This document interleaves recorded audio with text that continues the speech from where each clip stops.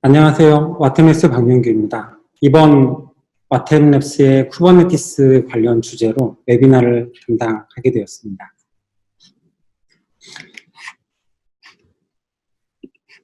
이번에 저희가 웨비나 관련된 그 링크를 보내는 과정에서 약간의 좀 착오가 있었던 것 같아요. 그래서 지금 다른 분들이 좀 들어오고 계시는데요. 아마도 조금씩 더 들어오실 것 같습니다. 일단 이번 웨비나에 대한 그 목차는 제가 와탭에 입사를 하여 그 프리세일즈 엔지니어로서 고객사를 계속 지원하다 보니까 고객의 인프라 환경의 변화를 어느 정도 체감을 한 것 같습니다. 그래서 어떤 식으로 쿠버네티스 환경으로 가게 되었는지 이런 부분에 대한 내용을 좀 얘기를 드릴 거고요. 그리고 이제 그 주 포인트인 그 기업에서 쿠버네티스를 적용했던 사례와 그 다음에 이제 와탭에서 어떻게 대응했었는지, 그리고 그 도입한 사례로서 이제 고객사의 이제 개발자들은 어떤 형태의 만족을 얻었는지, 장점이죠. 그런 부분에 대한 좀 내용을 좀 소개를 드릴 거고요. 그리고 이제 그 저희가 이제 설문을 받았었을 때 쿠버네티스에 대해서 이제 좀 어느 정도 기본적인 이해라든지, 그 다음에 이제 다양한 형태의 이제 그 오브젝트에 대한 설명, 이런 부분에 대한 내용도 있었습니다. 그래서 제가 좀 항목을 끼워 넣었는데요. 바로 쿠버네티스에 대한 이해 부분을 좀 설명을 드릴 거고요.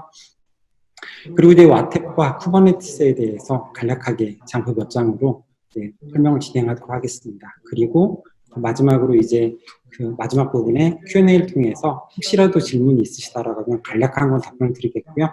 만약에 추가적인 내용이라든가 이제 뭐 등등 있으시다 그러면 저희 쪽으로 연락을 주시면 저희가 뭐 예를 들어 미팅을 한다든지, 그다음에 아니면 자료를 보내드린다든지 이런 식으로 대응을 좀 하도록 하겠습니다. 먼저 쿠버네티스 환경 부분에서 제가 이제 2018년도 처음에 와탭에 입사를 하여 고객사의 이제 모니터링 설치와 지원을 나갔었어요. 근데 이제 쿠버네티스 관련으로 2018년도 후반 갑자기 질문이 들어왔던 거예요. 갑자기 노드.js 모니터링이 되는지를 물어봤었습니다. 저희가 APM에 총 그때 당시에는 4가지를 적용하고 있었었죠.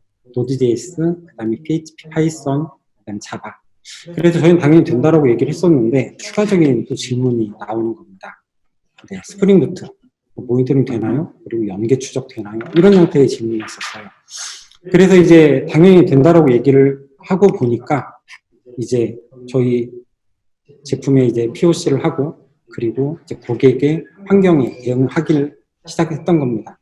고객사의 환경에 가서 보니까 용어가 정말 그 전까지 듣던 거하고 너무 다른 형태가 나왔었습니다. 파드. 네, 잘 몰랐지만 대충 느낌적으로 어플리케이션을 수행하는, 즉 JVM, 인스턴스, 컨테이너 이런 개념이겠다 생각을 하고 접근을 해서 지원을 했었었죠. 그런데 이제 성능 테스트를 할 때 보니까 이제 데이터 유입이 되게 중요하잖아요. 인그레스. 그 인그레스가 뭔지를 몰랐습니다. 정말 부끄러운 얘기인데 그때는 인그레스가 뭔지를 모르는 상태에서 대응을 좀 했었던 부분이고요. 그리고 이제 성능 테스트 지원을 좀 마쳤었습니다. 그래서 이제 이런 제가 느꼈던 이 그 쿠버네티스에 대한 이제 새로운 용어와 그 다음에 당혹감, 이런 부분을 가지고 저는 이제 내용을 좀 풀어가고자 합니다. 처음에는 그 고객사에 지원을 할 때는 정말 다 물리장비였어요. HPUX, AIX, 그 다음에 뭐 솔라리스, 뭐 이런 형태의, 또 리눅스도 당연히 있죠. 이런 형태의 물리적인 장비와 그 다음에 가상화된 VM, 즉 고객에 가면은 이제 프라이빗 클라우드를 통해 가지고 이제 VM들로 이제 서비스가 유지가 되는데, 그런 장비에 깔려 있는 일반적인 즉 레가시 기존에 있던 와스, 즉 웹로직, 토캣, 제이보스 뭐 등등의 이런 예전에 있었던 와스를 모니터링 하는데 대부분의 시간을 보냈었던 거죠. 그런데 이제 어느 순간 보니 그 고객사의 용어가 달라졌었습니다. 어느 순간 클라우드와 컨테이너가 정말 단어의 그냥 표준이 돼버린 케이스가 된 거죠. 그때부터는 문의사항이 달라졌어요. 프로젝트 했다면 스프링 부트, 그 다음에 이제 인베디드 톰캣, 그리고 이제 뭐 블루믹스, ICP 다 컨테이너 플랫폼이죠. 그다음에 오픈시프트, 쿠버네티스 이런 형태의 단어들이 등장하기 시작한 겁니다. 그래서 이제 와탭에서 이제 엔지니어로서 당연히 지원을 해야 되기 때문에 거기에 대한 관심을 조금씩 기울이게 됐던 겁니다. 그리고 나니까 자바에서 조금 더 발전된 개념으로 이제 언더토어, 즉 이미디어트 톰캣 다음에 이제 엔진으로 이제 언더토어를 쓰는 이제 고객사가 생겨나고요. 그 다음에 비동기 자바 라이브러리를 지원하는, 즉 웹플럭스나 이제 리액터 같은 형태를 통해서 서비스를 연계하는 이런 부분들이 많이 생겨나게 된 겁니다. 그리고 클라우드에 대한 그 고객사의 얘기와 그 다음 환경들이 점차 많이 드러나게 된 거를 보면서 체험을 하게 됐던 겁니다. 이런 인프라적인 변화와 더불어서 저는 이제 처음 직장 생활을 이제 개발자로 시작을 했었어요. 10년 좀 넘게 개발을 했었었는데 정말 업무 배포 날은 정말 힘들었던 날로 저는 기억하고 있습니다. 그리고 이제 몇 년 전에 그 소아 기반의, 즉 그때 당시에는 서버전을 통해서 이제 배포 관리, 그다음에 그 빌드를 했었었는데 그 배포 날은 정말로 힘든 날이었었어요. 일단 배포를 관리하는 진두지휘하는 사람 한 명 나서고요. 각 업무 팀별로 담당자가 이제 변경된 내역과 현황을 공유하고 또 디펜던시 체크라는 이런 부분들에 대한 정말 많은 얘기와 배포 회의가 진행이 됐었던 겁니다. 네. 뭐 다들 아시다시피 배포 시간 당연히 증가할 수밖에 없고 리스크는 커지는 거고요. 그 다음에 영양 동성은 정말 힘들 수밖에 없는 구조로 계속 바뀌어간다는 겁니다. 프로젝트 때에는 뭐 일별로 배포를 하겠지만 프로젝트 막바지에는 하루에 막 3번도 배포, 이런 배포 회의를 3번도 하고 정말 힘들었던 시간들이 좀 있었습니다. 그때 느꼈었던 생각은 배포를 좀 자유롭게 할 수 없었을까. 그 다음에 배포를 할 때 나만 소단위 그룹 이런 부분을 생각하게 됐었는데 이런 부분들이 바로 이제 최근에는 MSA라는 개념으로서 이제 작은 단위, 즉 작은 단위의 마이크로 서비스 개념으로 이제 소스 코드를 관리하고 하다 보면 이런 식으로 적용이 되는 것 같아요.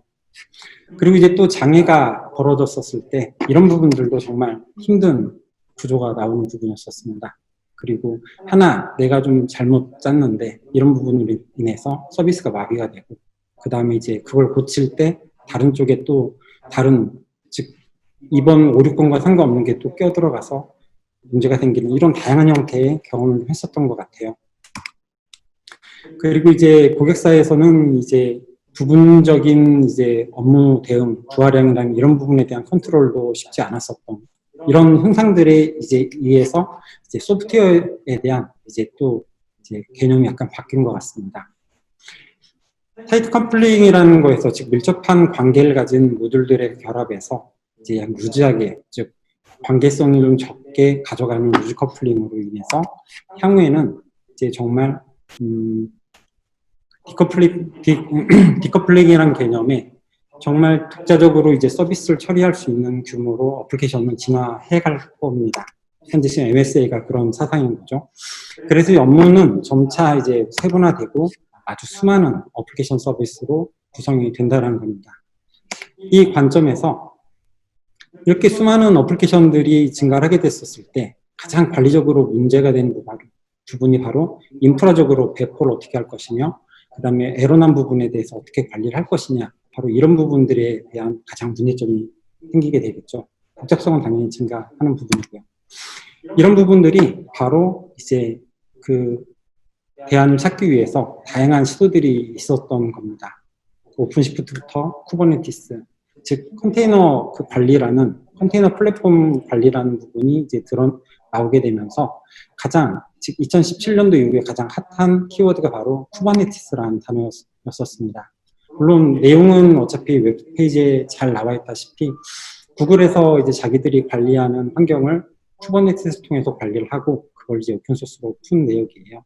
그래서 이런 쿠버네티스는 즉 인프라적인 가상화를 제공을 했다라는 겁니다. 이렇게 제공된 가상화를 통해서 서비스 애플리케이션에 대한 이제 관리가, 즉 헬스 체크나 이런 부분이 자동화됐고요. 그 다음에 빌드 배포, 즉 배포, 이런 배포 같은 경우에도 하나의 키워드로서 자동 관리가 되는 구조로 바뀌게 되는 내역입니다.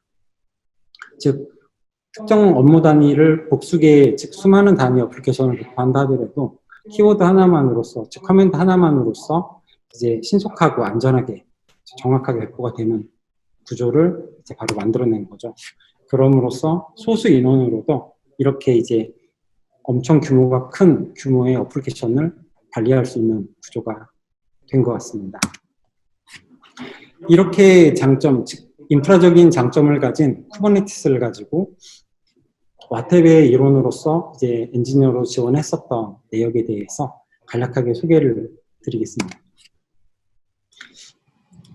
그 고객 시스템을 이용하는 이제 클라이언트가 이제 호출하는 부분을 이제 Node.js, 즉 프론트 개념이죠.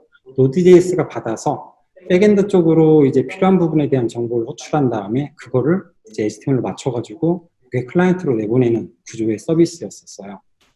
즉 기본적으로 이제 뭐 이미지라든가 이런 건 다 이제 프론트 쪽에서 다 처리를 하고 있었던 부분이고, 백엔드로 호출이 필요할 때는 거기에 대한 이제 정보에 대한 인증 유효성을 좀 체크해야 됐던 부분이었습니다. 그래서 이제 세션에 대한 체크를 한 다음에 유효성 있는 세션으로서 백엔드 쪽으로 들어가야 된다고 했었을 때는 그때 이제 내부 게이트웨이를 통해 가지고 이제 해당하는 업무에 마이크로 서비스, 즉 여기서는 마이크로 서비스까지는 안 갔지만 그래도 업무별로 분리된 데이터베이스와 서비스에 접근을 해서 데이터를 가지고 와서 이제 응답을 했었던 부분이었습니다.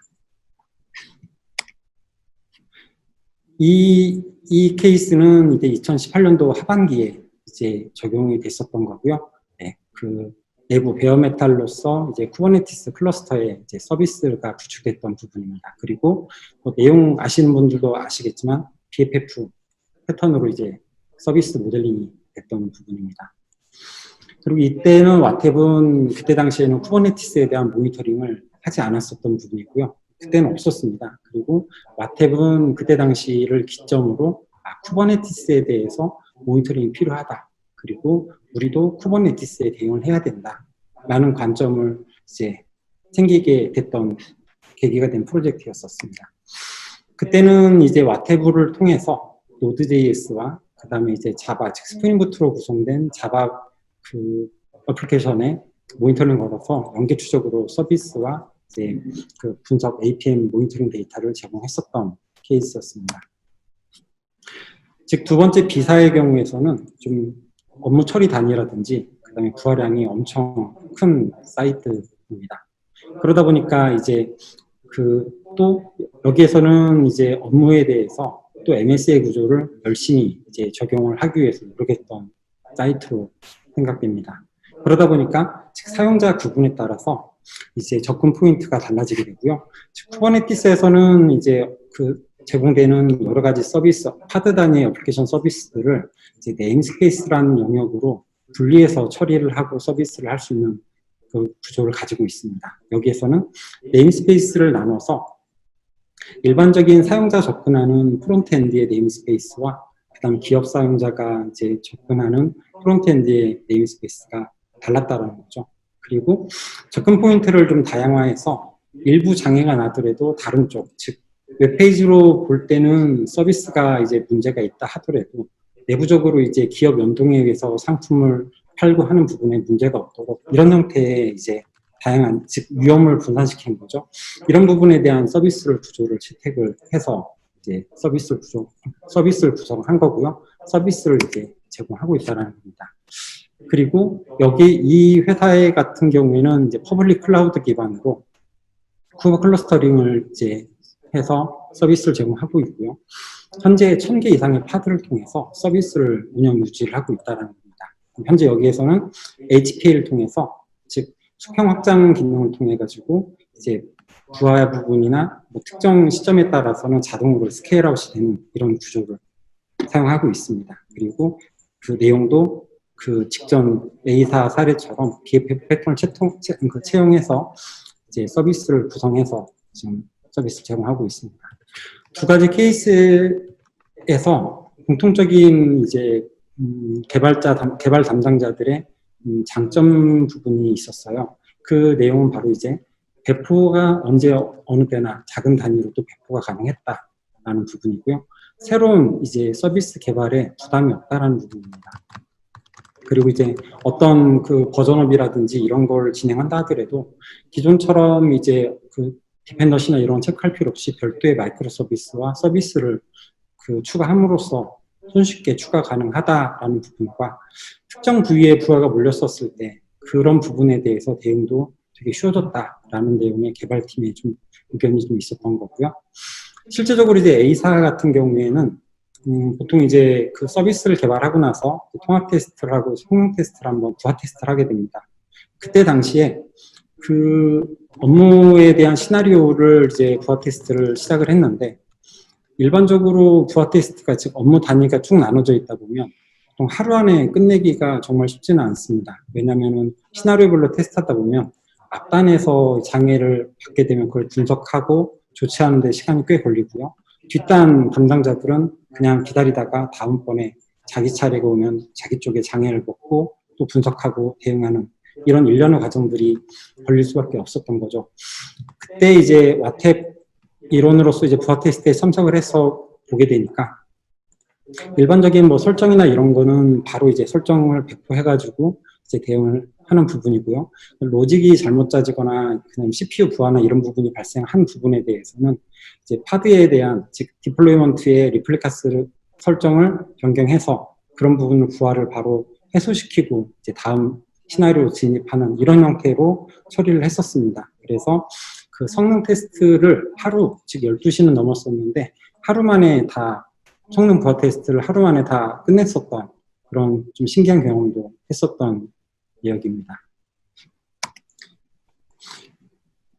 이때는 와탭이 이제 쿠버네티스 모니터링을 가지고 있었기 때문에 즉 쿠버 클러스터에 대한 모니터링이 이제 들어갔었던 부분이고요. 와탭은 이제 데몬셋을 통해서 이제 그 각 노드별 성능하고 컨테이너 파드에 대한 정보를 수집을 하고 있다는 부분이고요. 그리고 이제 어플리케이션에 대한 정보도 당연히 수집을 하는 구조로 적용이 된 케이스입니다.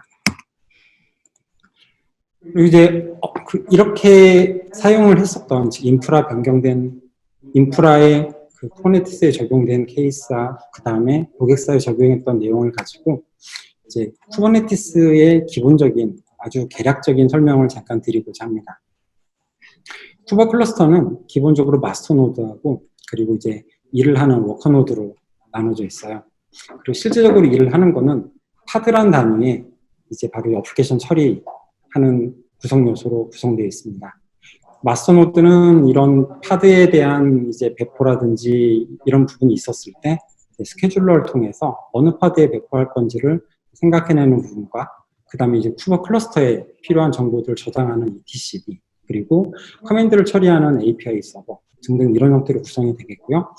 각각의 워커 노드는 손쉽게 이제 조인 즉 추가가 되고 빼낼 수가 있는 구조로 쿠버 클러스터는 구성이 되어 있습니다. 그 워커 노드는 이제 쿠버넷이라는 프로세스를 통해서 관리가 되는 부분이고요. 거기 이제 보통 흔히 아는 도커, 런타임 환경으로 도커나 컨테이너D, 그 다음에 크라이오 이런 등으로 이제 런타임 환경, 파드를 돌릴 수 있는 환경을 제공하고 있습니다. 와탭은 조금 전에 설명드렸던 것처럼 이제 각 노드별로 이제 데모셋에 의해서 하나의 이제 노드 에이전트가 설치가 되는 부분이고요. 그 다음에 이 노드 에이전트들의 이제 관리를 하는 마스터 에이전트가 바로 디플로이먼트로 한 개가 유지가 되는 형태로 그 모니터링 데이터를 수집하는 구조로 되어 있습니다. 조금 전에 얘기 드렸었던 어플리케이션을 처리하는 가장 최소 단위를 쿠버네티스에서는 기본 단위로 파드라는 내용을 가지고 있어요. 처음에 이제 파드라는 내용을 들었었을 때 파드가 뭐지라고 생각을 했었었는데 이거는 바로 컨테이너의 바로 집합인 논리적인 그룹입니다.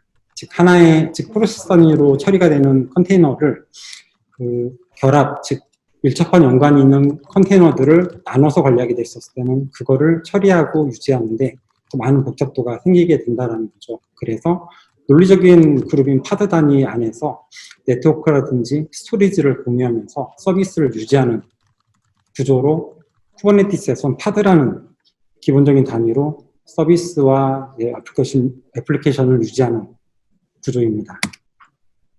그리고 이런 파드를 관리하는 부분이 이제 서비스를 처리할 준비가 됐다라는 그다음에 서비스를 처리할 수 준비가 됐다라는 리드니스라든지 리드니스 프로브라든지 그다음에 얘가 살아있다 죽어있다를 판단하는 라이브니스 프로브를 통해서 이제 자동적으로 헬스 관리하는 기능까지 가지고 있는 부분입니다. 가장 즉 쿠버네티스 즉 아무리 인프라가 좋아도 이제 어플리케이션을 돌리는 게 가장 중요하겠죠. 바로 이제 저는 파드 가장 중요하다고 생각을 하고 있는 부분인 거고요. 그래서 이제 파드를 즉 어플리케이션을 수행하는 그 단위인 파드를 관리하는 부분에 대해서 먼저 설명을 좀 잠깐 드리고자 합니다. 파드 하나만으로도 이제 서비스를 이제 연결하고 그 다음에 포트를 이제 노출해서 서비스를 할 수도 있습니다. 하지만 쿠버네티스에서 가장 제공하는 가장 기본적인 이제 상위 개념의 이제 파드 관리는 바로 이제 디플로이먼트라는 부분이 되겠고요. 디플로이먼트는 이제 리플리카 셋이라는 걸 통해서 파드의 개수와 이제 상태를 관리하고 유지하는 구조로 되어 있습니다.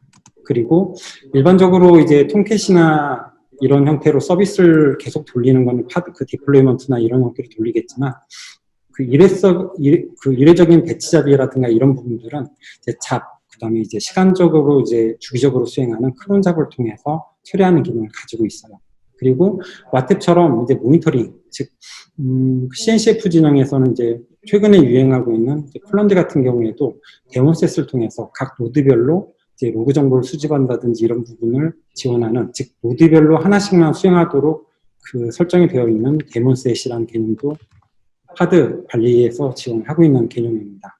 그리고 이제 디플로이먼트 상단에 있는 HPA는 수평적인 확장을 자동적으로 이제 하게 되는 할 수 있는 오브젝트입니다. 그래서 일반적으로는 보통 이제 매트릭스 서버를 통해서 이제 지표를 수집해서 이제 처리를 하게 되겠고요. 기본적으로는 뭐 CPU나 메모리를 통해서 지원을 하고 있습니다. 아까 사례에서 봤었던 기사 같은 경우에는 모든 디플로이먼트에 다 HPA가 걸려 있습니다. 그래서 특정 시점 부하가 CPU 부하가 특정 부하 이하일 때는 이제 기본으로 유지가 되다가 특정 CPU가 예를 들어 60%가 넘어간다 그러면 이제 파드가 확장이 돼서 더 많은 리소스를 가지고 처리할 수 있도록 자동화된 구성으로 서비스를 유지하고 있다는 거죠. 그리고 이제 아무리 어플리케이션이 잘 떠 있다 하더라도 외부에 이제 서비스 노출이나 이런 부분들이 없다면 그거는 이제 어플리케이션 서버로서 가치가 없을 겁니다. 여기서는 이제 네트워크 서비스에 대한 노출에 대해 설명을 좀 드릴 텐데요. 먼저 이제 파드, 즉 쿠버네티스의 파드는 잘 서비스 되다가 언젠가 없어져도 전혀 이상하지 않은, 새롭게 생성된다 하더라도 전혀 이상하지 않은 구조가 된 거예요. 그렇다라고 보면은 그 어플리케이션에서, 즉 예를 들어서 톰캣에서 8080 포트로 서비스를 오픈하고 있는데 지금 현재 그 서비스 접근 포인트가 있겠지만 그 접근 포인트가 계속 늘어날 수도 있고 그다음 줄어들 수도 있고 이렇게 되는 구조입니다. 바로 이제 서비스 접근 포인트는 바로 이제 엔드 포인트라는 개념인데, 쿠버네티스는 이제 네트워크를 하드웨어 가상을 통해 가지고 자동적으로 그 엔드 포인트를 묶어서 단일화된 진입 포인트를 만들어주는 서비스라는 개념을 가지고 있습니다.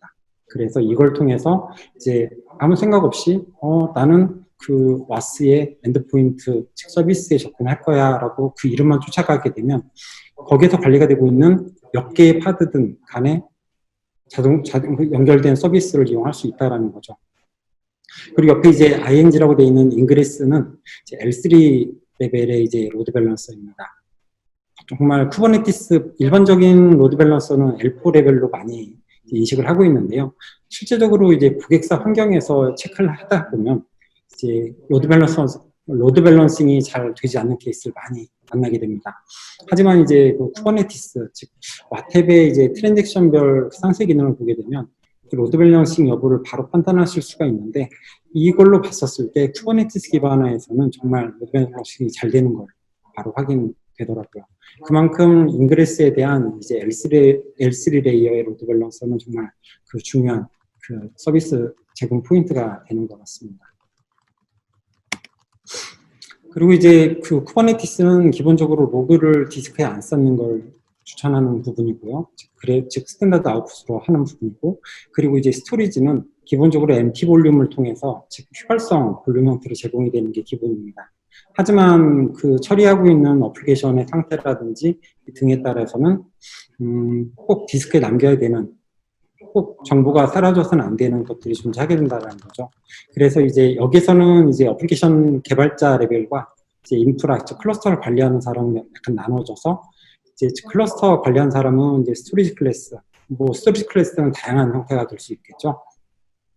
다양한 형태의 스토리지 클래스를 등록해 놓고 거기에 대한 퍼스트 볼륨 이제 오브젝트를 만들어 놓으면, 이제 개발자들은 그 퍼스트 볼륨의 접근 방법에 따라서 퍼스트 볼륨 클라임이라는 오브젝트를 만들고 파드에 붙여서 저장을, 즉 자기가 만든 어플리케이션에서 만든 데이터를 이제 영구적으로 저장할 수 있는 형태를 취할 수 있다는 부분입니다.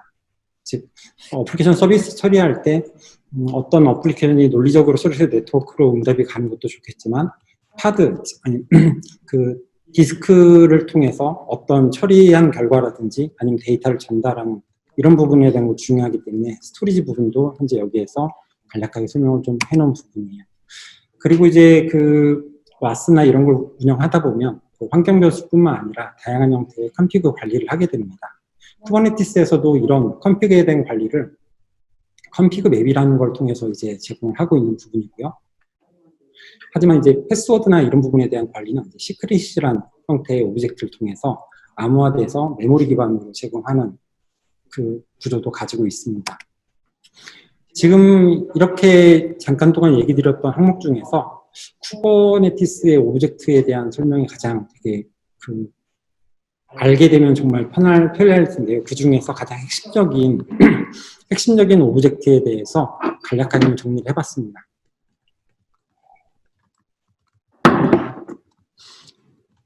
가장 중요한 거는 이제 어플리케이션 처리하는 그 파드라는 개념이겠고요. 그 파드를, 즉 부하량이나 개수에 따라서 조정할 수 있는 디플로이먼트라는 개념, 그리고 이 디플로이먼트를 통해서 예를 들어서 4개가 처리가 되고 있는데 부하량에 따라서 뭐 10개, 20개까지 늘어날 수 있게 설정을 자동화하는 이제 HPA, 그리고 데이터를 저장하기 위한 디스크 스토리지 관점에서 접근하는 부분과 네트워크 서비스를 제공하는 이제 서비스 부분, 그리고 컨피그레이션을 관리하는 컨피그 맵, 이런 부분들이 가장, 즉 쿠버네티스를 통해서 서비스하는 가장 기본적인 오브젝트에 대해서 간략하게 좀 설명을 드렸습니다. 그리고 이제 이렇게 설명된 부분과 더불어서 와텍과 쿠버네티스에 대해서 간략하게 잠깐 몇 장으로 간략하게 설명을 드릴 예정입니다. 아무리 그 기업에서 인프라적으로 자동화된 쿠버네티스 하드웨어 기반으로 서비스를 제공한다 하더라도 인프라가 아무리 좋아도 어플리케이션에서 문제가 벌어진다고 하면 서비스가 원활하지 않을 겁니다. 그렇기 때문에 와탭은 기본적으로 이제 어플리케이션 중심의 모니터링을 접근법을 제공을 한다라는 부분입니다. 쿠버네티스에서는 쿠버 클러스터 외에도 그 영역별로 구분된 네임스페이스와 네임스페이스 내에서도 파드로 구분된 서비스 단위를 이제 보실 수 있을 텐데요. 그 부분들을 와탭에서는, 와탭 어플리케이션 모니터링에서는 이제 프로젝트와 그 다음에 이제 그 에이전트 종류라는 오카인드, 그 다음에 이제 노드별로라는 이제 에이전트 노드라는 이제 오노드, 이런 형태로 이제 영역별로 어플리케이션 데이터를 분리해서 볼 수 있는 형태의 뷰를 제공하는 부분입니다. 그래서 특정 업무 단위로 문제가 없는지, 특정 하드웨어 단위로 문제가 없는지를 접근해서 문제점을 분석할 수 있는 데이터를 제공한다라는 겁니다.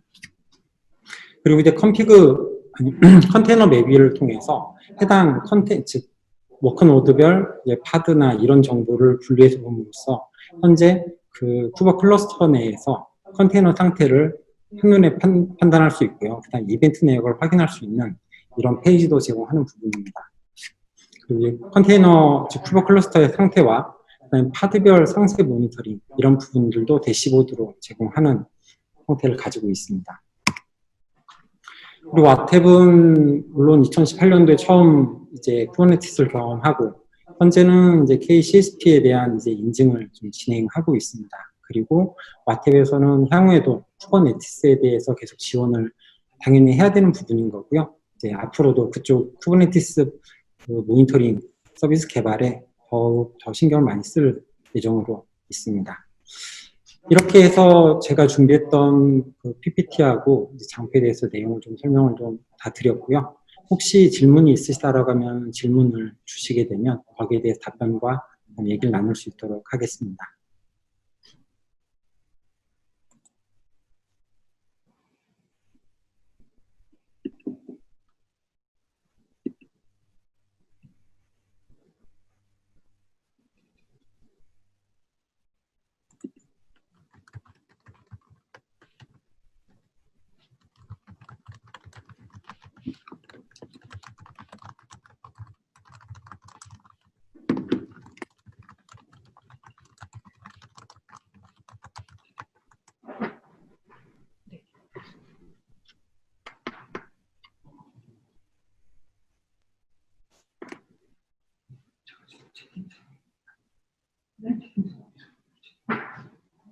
채팅창. 아니. 네, 잘했어.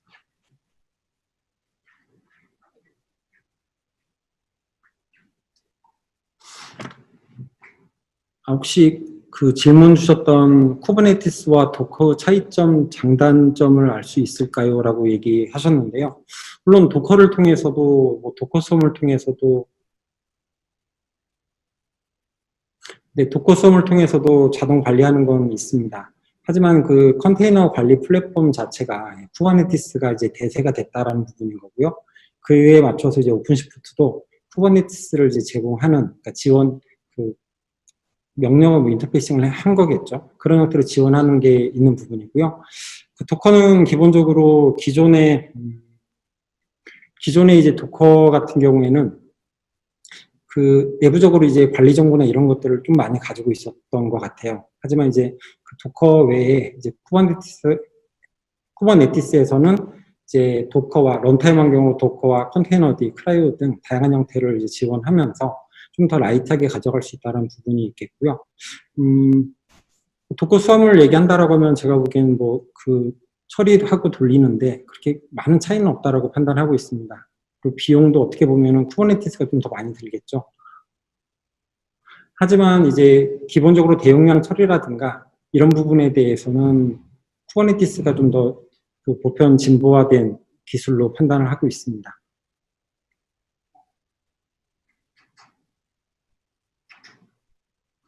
그리고 이제 도커와 이제 쿠버네티스에 대해서 이제 내용을 이제 그 인터넷에 구글링을 해보면은 다양한 정보는 나와 있을 거예요.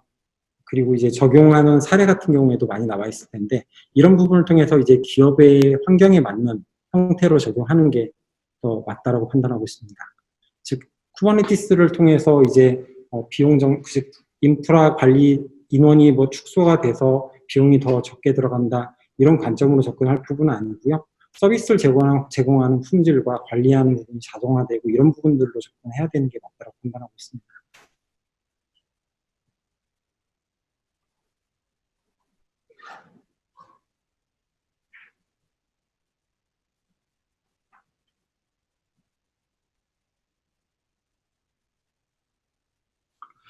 그리고 지금 어플리케이션 모니터링은 기존처럼 도커 내에 에이전트를 올려서 어태치해야 되나요? 내용은 맞고요. 이제 도커 빌드 할 때 와탭에 이제 에이전트 모듈을 같이 넣어서 이제 그 기동하시는 게 맞습니다. 그리고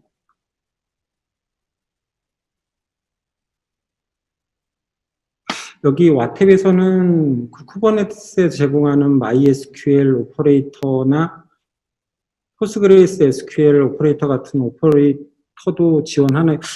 제가 용어를 오퍼레이터라는 단어의 뜻을 제가 잘 모르겠습니다. 한번 좀 더 설명을 좀 해주시면 좋을 것 같아요.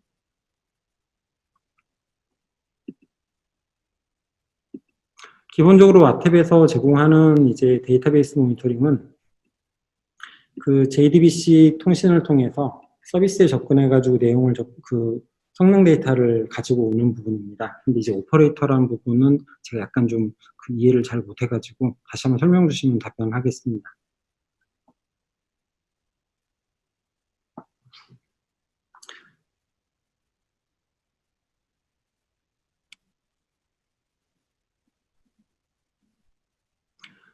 그리고 이제 또 그 다른 분께서 질문 주셨던 것 중에 와탭이 쿠버네티스에서 플론디를 사용하지 않고 와탭을 사용해야 하는 장점이 뭐가 있을까요? 라고 봤었을 때 일단 플럼디는 이제 그 데몬셋 기반의 이제 로그 수집 등등을 해서 보통 이제 그 EFK 형태로 로그 수집을 하고 이제 서치하는 기능을 제공하고 있습니다.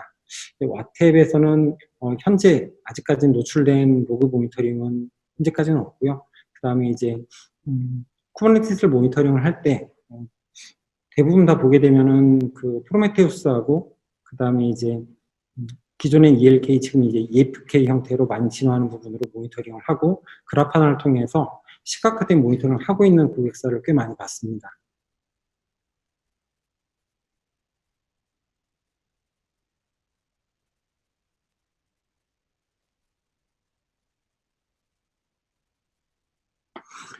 그 권경민 씨께서 이제 문의 주셨던 부분이 쿠버네티스 위에 젠킨스를 올리는 것과 도커 위에 젠킨스를 올리는 것이 차이가 큰가요? 제가 보기에는 아주 큰 규모로 올라갔었을 때 도커, 즉 업무의 범위라든가 이런 부분들이 크게 커졌었을 때 그 부분이 좀 차이가 있지 않을까 싶습니다. 도커로 관리하는 것보다는 이제 쿠버네티스 클러스터를 통해서 관리하는 부분이 좀 더 일반화되고 좀 더 대용량 처리가 용이했던 걸로 판단을 하고 있습니다.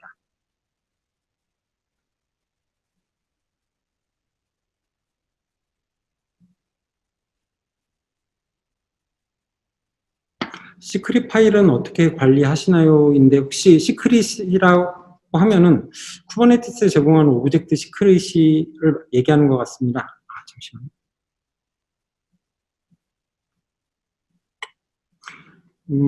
파일을 생성해서 시크릿 생성하는 부분, 이거는 이제 그 시크릿을 생성을 할 때 이제 프롬 리터럴이라든지 프롬 파일이라든지 다양한 형태로 시크릿을 관리할 수 있는데요. 이거는 사용하는 용도와 목적에 맞게 다를 것 같습니다. 네. 그리고 쿠버네티스는 기본적으로 이제 다양한, 즉, 하나의 뭐 컴피그 맵을 가지고도, 시크릿을 가지고도 활용하는 방법과 수집하고 이제 세팅하는 방법이 정말 다양한 형태를 많이 지원하더라고요. 그래서 사용하기에 따라서 많이 틀릴 거는 같습니다.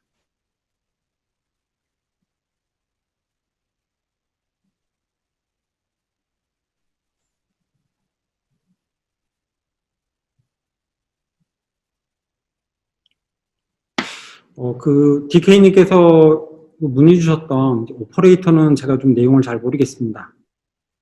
나중에 한번 이 링크를 한번 좀 체크를 한번 한 다음에 제가 한번 관련이 있는지 한번 체크는 해봐야 될 것 같고요. 혹시 뭐 연락처나 이메일 같은 거 남겨주시면 저희가 한번 확인한 다음에 연락을 드리는 걸로 대응하면 좀 좋을 것 같습니다.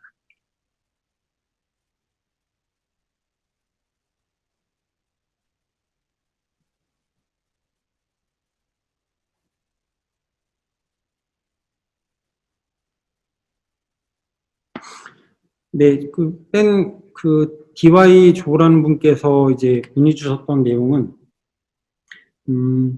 어떻게 보면은 그 CNCF 재단에서 이제 이제 그 인큐베이팅 하고 이제 그 대응하고 있는 부분이 바로 이제 쿠버네티스도 있고, 그 다음에 프로메테우스도 있고, 그 다음에 이제 플론디도 있고, 다양한 형태를 제공하고 있어요.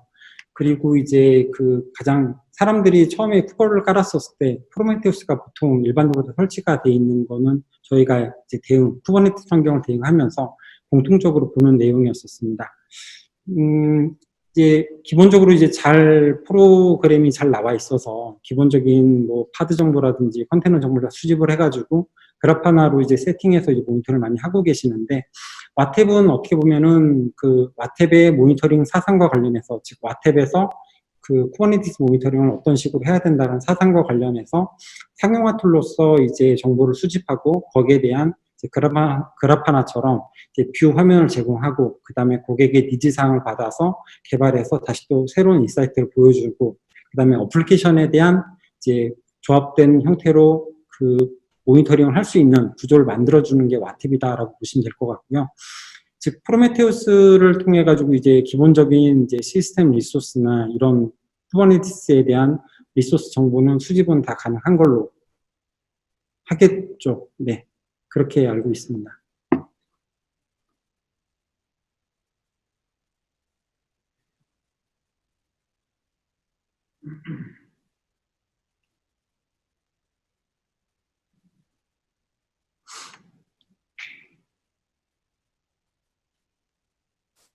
오늘 그 와탭에서 제공한 이제 쿠버네티스에 대한 세미나 부분은 컨셉은 이런 내용이었었어요.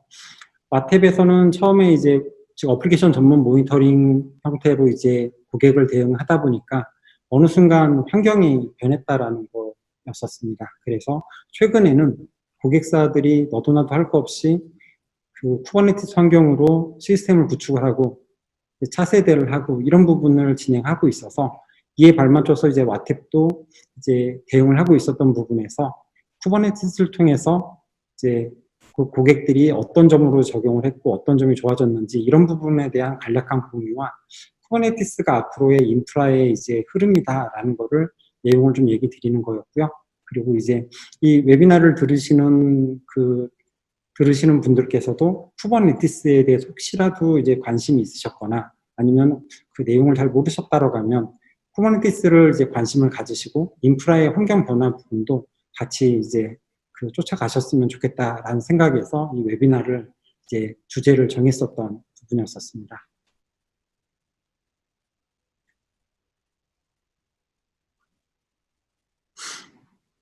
네, 혹시 지금 질문 중에 제가 이제 답변을 제가 의도 파악을 잘 못해서 잘 못한 부분과 제가 답변을 좀 한 부분도 있을 거고요. 그 다음에 추가적으로 이제 문의사항이나 이런 부분들이 있으시다라고 하면 저희 이제 그 연결된 담당자라든지 아니면 연락을 통해서 그 미팅이나 아니면 요청사항을 보내주시면 그에 대해서 저희가 답변하고 대응하는 걸로 하면 좋을 것 같습니다.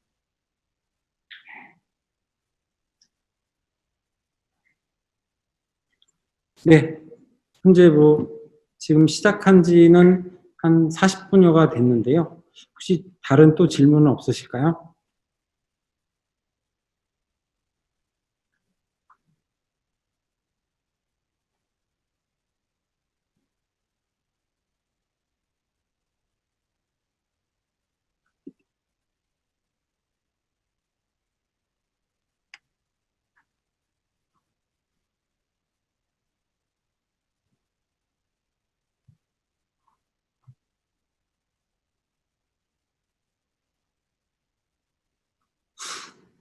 CKA나 CKAD 자격증 취득 팁 그 부분에 대해서는 일단은 쿠버네티스 사이트가 그 튜토리얼이 되게 잘 돼 있습니다. 그래서 튜토리얼을 한번 보시고요. 그 다음에 제가 아까 설명드렸던 것처럼 쿠버네티스의 기본 오브젝트들에 대해서 개념적인 부분을 파악하시고 그 다음에 이제 그 강의 중에 얘기를 해도 될지 모르겠는데 유데미의 강좌가 있어요. 유데미 강좌를 보면 거기서 실습하는 부분이 코드 클라우드 형태로 되어 있는 부분이 있습니다.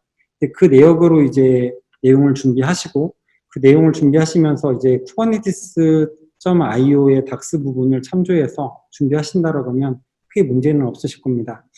그리고 이제 그 9월 1일을 기준으로 이제 쿠버 이제 그 API 버전이 이제 쿠버 버전이 1.18에서 1.19 버전으로 바뀌었습니다. CKA요. 그리고 그 시간이 기존 3시간에서 2시간으로 줄었다라고 그 내용이 공지가 됐었어요. 제가 이제 CKAD를 준비하고 시험을 보면서 2시간이라는 시간은 실습 환경에서 잠깐 그 당황하거나 그러면 순식간에 이제 시간이 지나갔던 것 같아요. 그래서 그 CKA도 시간이 2시간으로 바뀐 만큼 준비하실 때 이제 그 케이스 부분을 이제 어느 정도를 이제 내용을 체크하고 들어가셔야지 당황하지 않고 시간 내에 푸실 수 있을 겁니다. 그리고 커맨드 레벨로 이제 준비하신다라고 하면 그 3시간 기준의 시험 때도 1시간이면 다 솔직히 문제는 다 풀었었습니다. 나머지 1시간은 이제 검토하거나 나머지 2시간은 검토하거나 이런 부분을 했었던 부분이기 때문에 커맨드 레벨로 이제 kubernetes.io 닥스 부분을 체크하시면 크게 문제는 없으실 것 같습니다. 그리고 CKAD는 문제 그 지문 길이가 더 많이 길어졌습니다. 참고하시면 좋을 것 같습니다.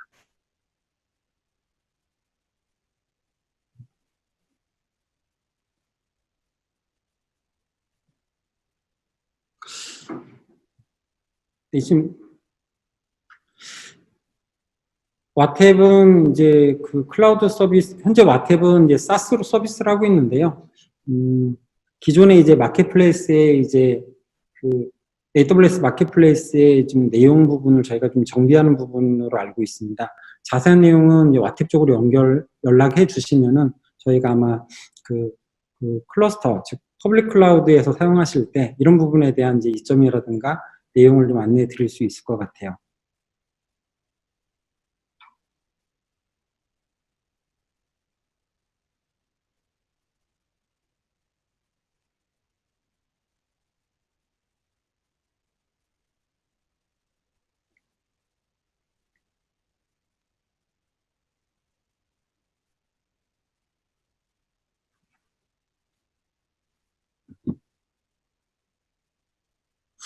네, 오늘 그 웨비나에 그 아마도 이메일 링크가 약간 좀 착오가 좀 있었던 것 같고요. 그래서 이제 많은 분들이 이제 그 초반에 진입을 못 하셨던 것 같아요.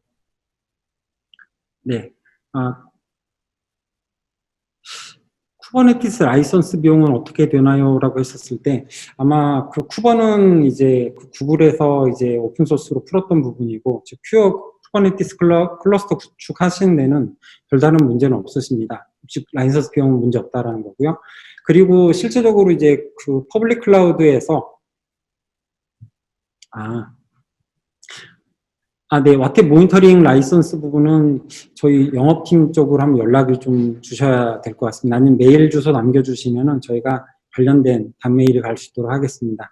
그리고 참고적으로 최근에 이제, 그, 베어메탈에다 설치한 쿠버 클러스터 외에도 이제 기존은 퍼블릭 클라우드로도 서비스를 했었는데, 이제 이런 부분들을 이제 EKS나 이런 걸 사용하게 됐었을 때 비용이 꽤 나오게 됩니다.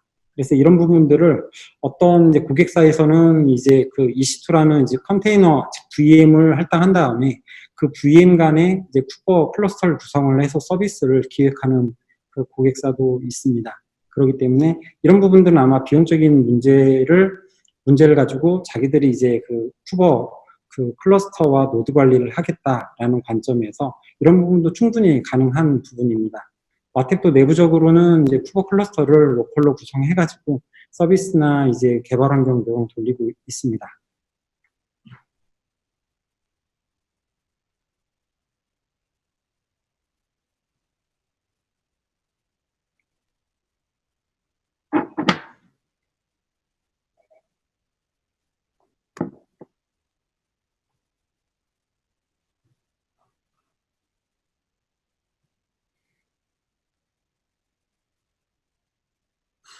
네. 오늘 웨비나를 시작하기 전에 시작하면서 많은 좀 그 링크 착오라든지 이런 부분이 있었는데요. 참석해 주셔서 감사하다는 말씀드리고 그 다음에 혹시라도 와테비에 문의사항이 있으시다라고 하면 연락을 좀 부탁드리겠습니다. 그리고 이제 그 저희도 앞으로 이제 쿠버네티스에 대해서 계속 이제 그 익숙해지고 그 다음에 더 많은 지원을 할 수 있도록 노력하는 이제 와테비 되도록 하겠습니다. 참석해 주셔서 감사합니다.